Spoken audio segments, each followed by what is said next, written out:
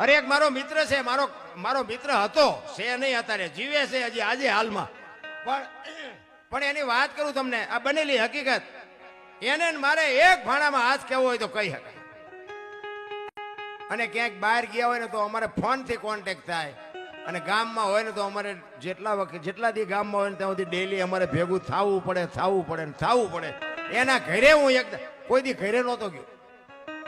એક વખત હું એના ઘરે ગયો ને, અમે બે મિત્ર હતા, એટલે એ કે હાલો ને ચા પાણી પીવા. કે અમે ગયા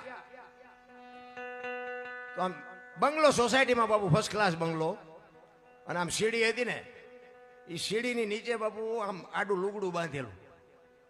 એટલે મને એમ કે બંગલો સારો છે, એટલે એમાં લાકડા બાકડા સાણા બાણા કંઈક પીડ્યા હોય તો મેં કપડું આડું રાખે, આ ખરાબ ન દેખાય એટલે.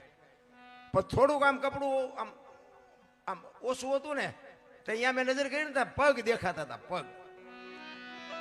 મને એમ થયું કે મેં કીધું સારું કોઈક માણા હું તું મારી. મેં મારા મિત્રને પૂછ્યું, મેં કીધું એટલે સીડી હેઠ કોઈક હૂતું છે, મને કે એની માં હશે. મેં કીધું હે? કે હા એની માં છે. તમે સાચું નહીં માનો, હું એના ઘરે પાણી પીવાનો ઉભો રહ્યો, ચા નહીં, અને ત્યાં જ મેં ચોકડી મારી દીધી. મેં કીધું તારે ને આપણે માં નાતો પૂરો. મેં આજની તારીખમાં બાપુ જિંદગીમાં હું એને બોલાવું ને મારા ફોન આવે, એનો ફોન નંબર જોઉં ને એટલે હું કાપી જ નાખું, વાત જ ન કરું.